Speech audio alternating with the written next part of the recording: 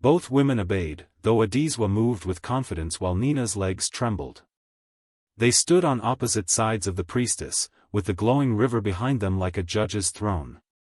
An accusation of witchcraft has been made, Aya Oren continued. Such accusations do not come lightly. They invoke forces beyond our understanding. Tonight, we ask the spirits to reveal truth.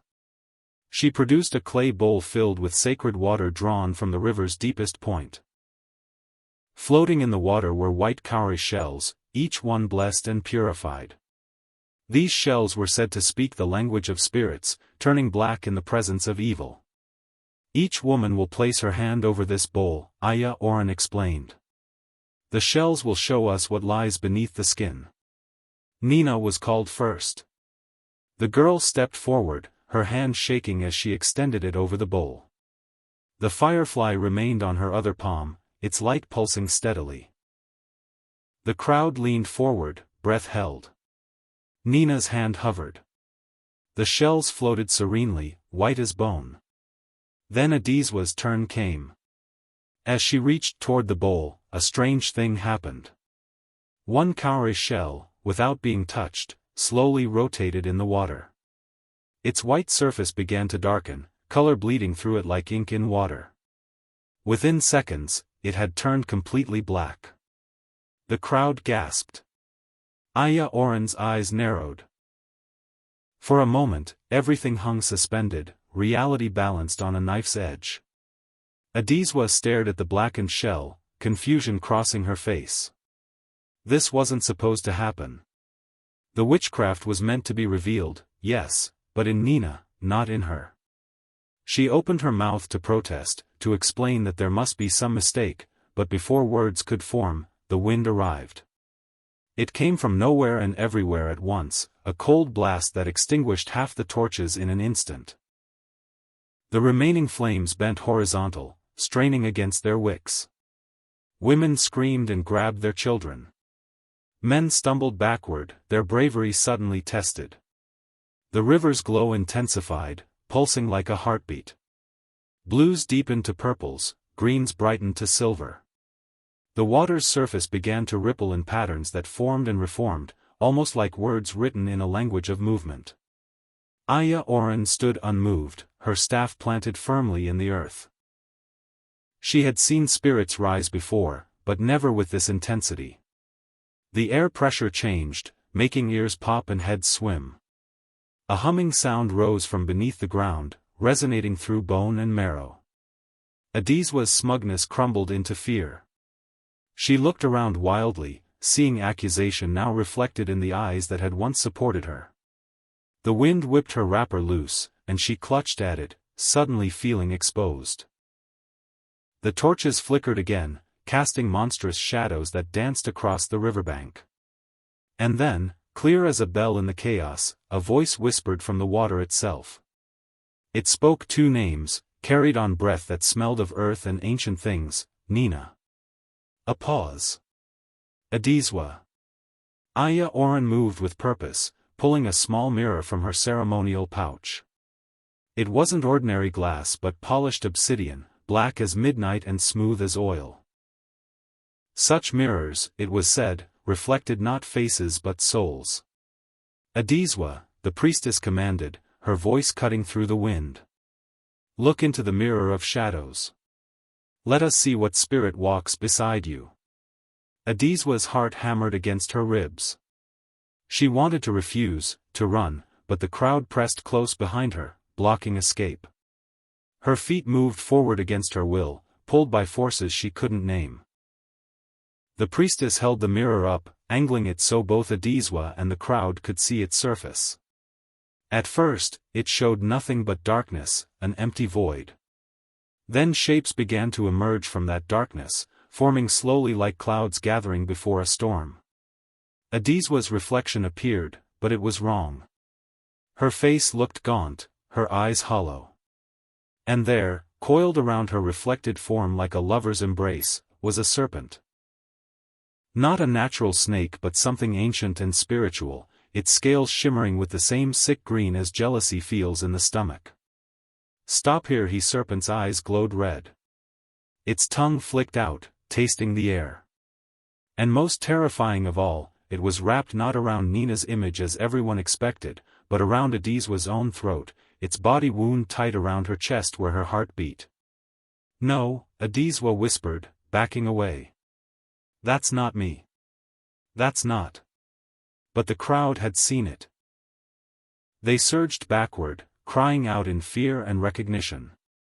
The mirror showed what words couldn't capture. Adizwa herself was possessed by the spirit of envy, had been for perhaps years. The serpent in the mirror seemed to smile. Aya Oren's voice rang out like a judgment bell. "It is revealed. The curse was never cast by this innocent girl. It was invited, summoned, fed and nurtured in a heart consumed by jealousy." The words fell like stones into water, sending ripples of shock through the gathered villagers. Adizwa stumbled backward, shaking her head violently, her carefully constructed reality crumbling like mud in rain. "No," she screamed. "I went to the shrine only to expose her. To reveal the witchcraft she brought into my house." "You went to the shrine," Aya Oren corrected coldly, "because you had already opened your heart to darkness. The shrine did not create the spirit within you. It merely gave form to what was already there." The priestess turned to the crowd, her staff pointing at the still glowing river. "When envy takes root, it grows like poison vine, strangling everything beautiful. It turns love to suspicion, kindness to threat, joy to torment. This woman saw light in another and chose to call it darkness rather than tend the dying light in her own soul." Adizwa felt her legs weaken. The truth of the words cut deeper than any blade. She saw her actions replayed in her mind, each jealous thought, each poisonous whisper, each dark prayer at the shrine. She saw how she had twisted Nina's every kindness into evidence of evil. A gasp from the crowd made her look up. In the mirror's surface, the serpent spirit was moving, uncoiling from her reflection. And as it moved in the mirror, she felt something shift within her actual body, something cold and slithering beginning to separate from her essence. The spirit was becoming real. The serpent emerged from the mirror not as a reflection but as substance, formed from smoke and shadow and the accumulated bitterness of years. It materialized slowly, its translucent body visible one moment and vapor the next, hovering between worlds. Adizwa screamed as invisible chains of sickly green smoke wrapped around her arms, pulling tight. She fell to her knees, the weight of her own jealousy made manifest pressing down on her shoulders.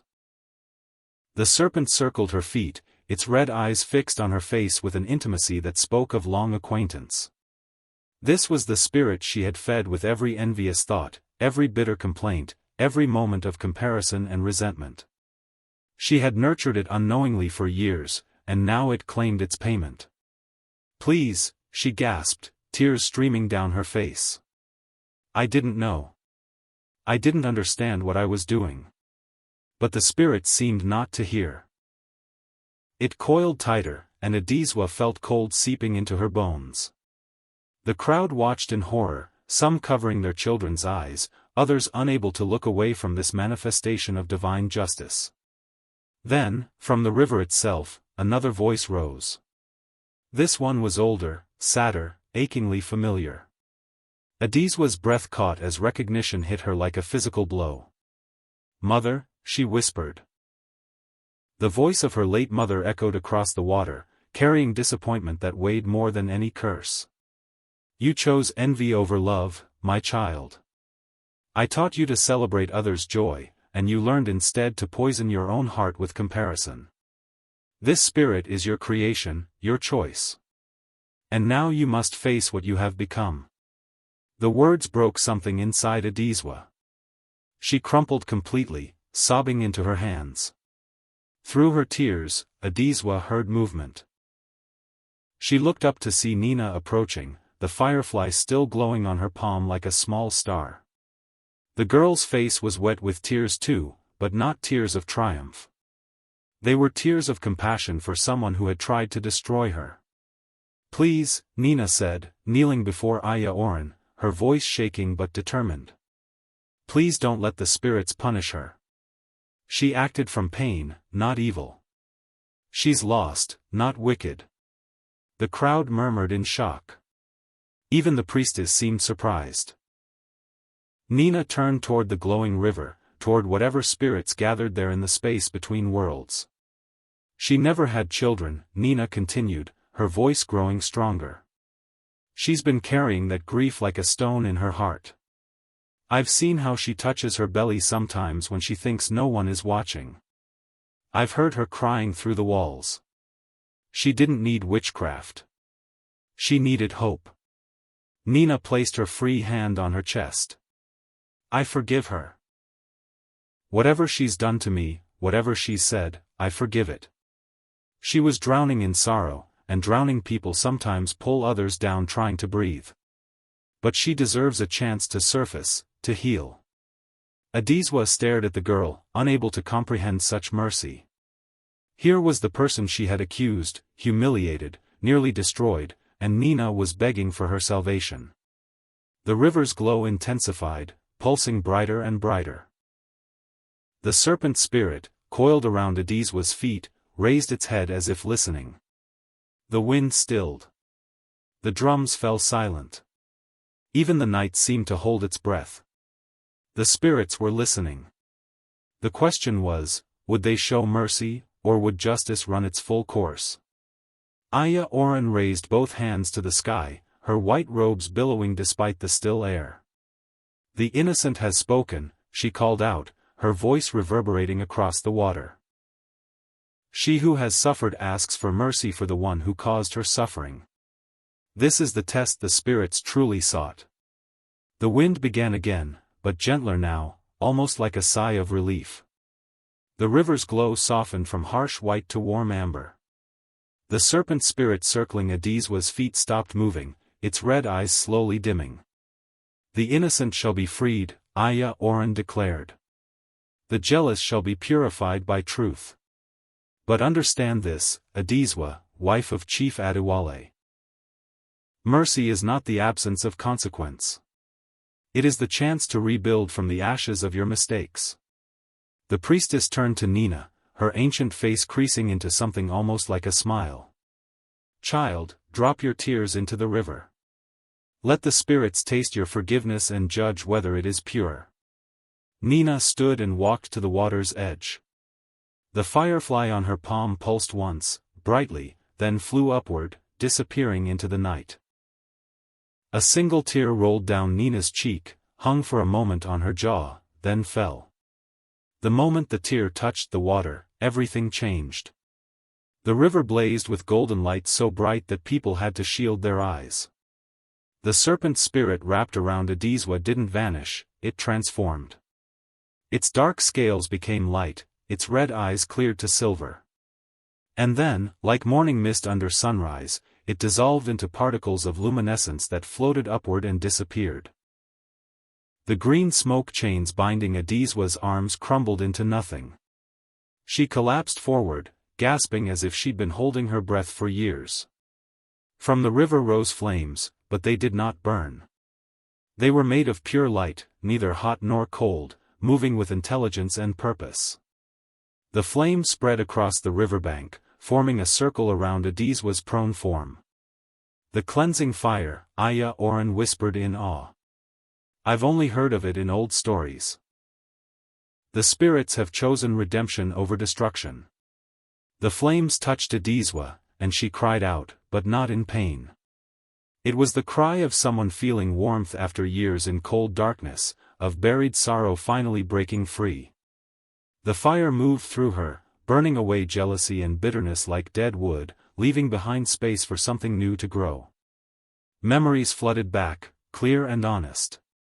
She saw herself at the shrine, not seeking justice but revenge.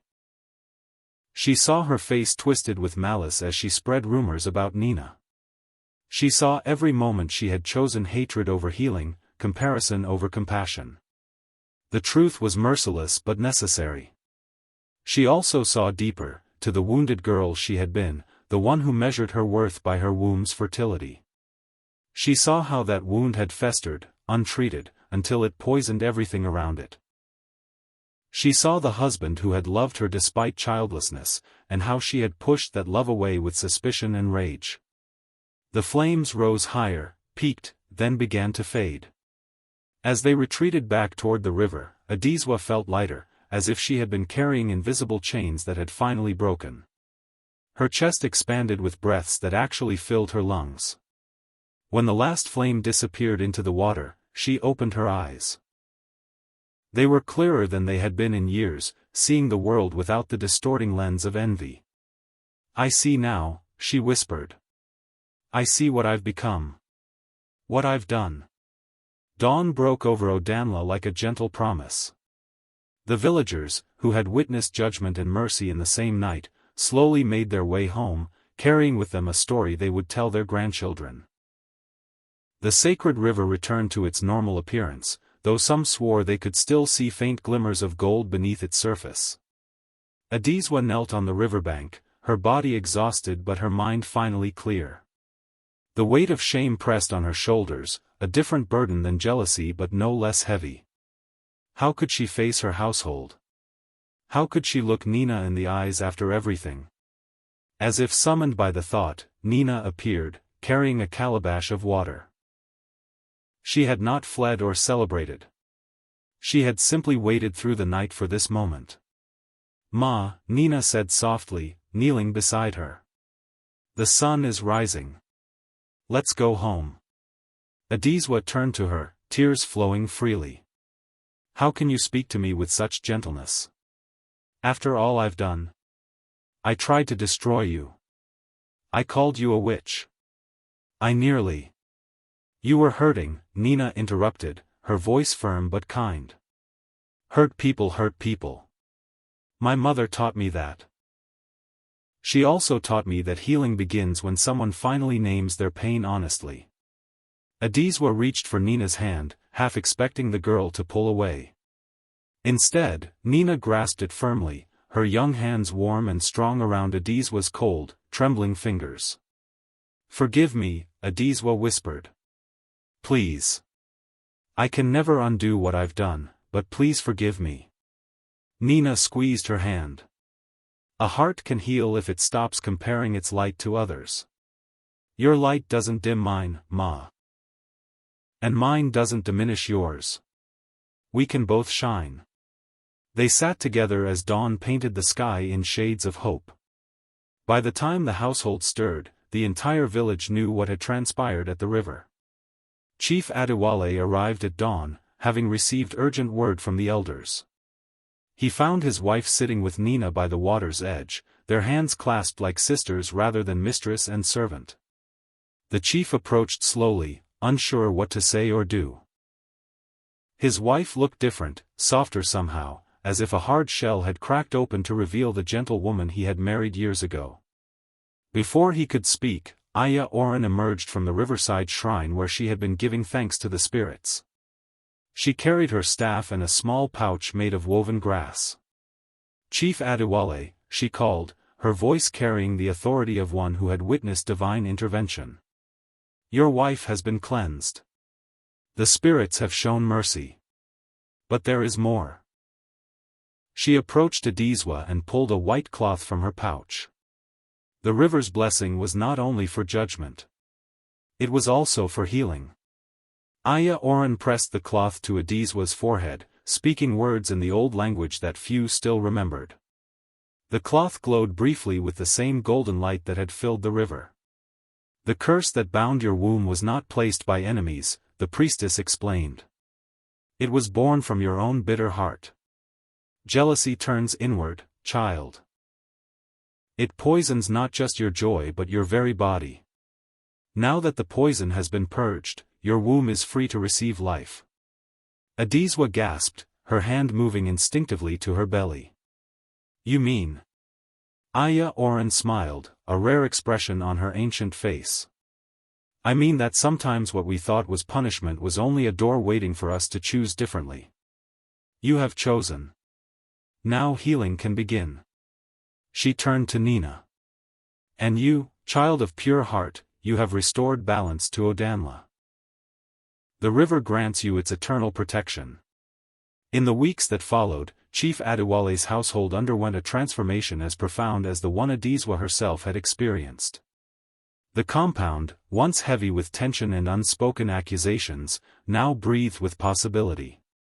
Adizwa moved through her days differently.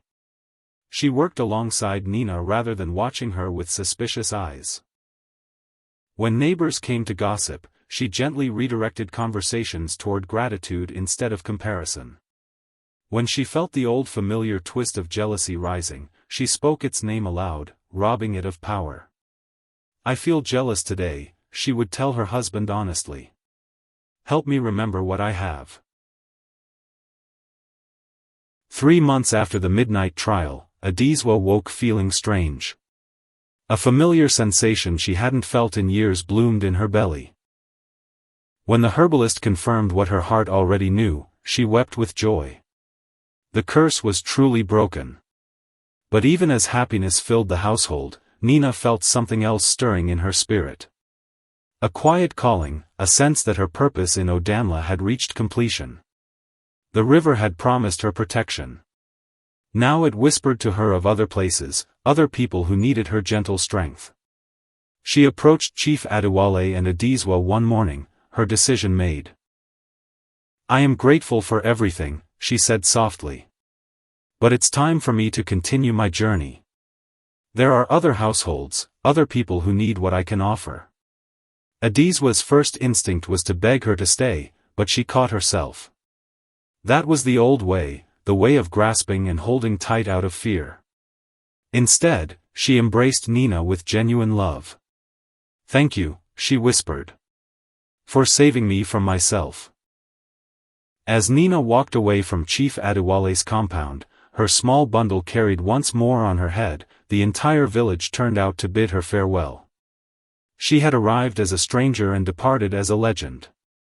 The sacred river hummed softly as she passed, a sound only she could hear, a song of blessing and protection that would follow her wherever she went.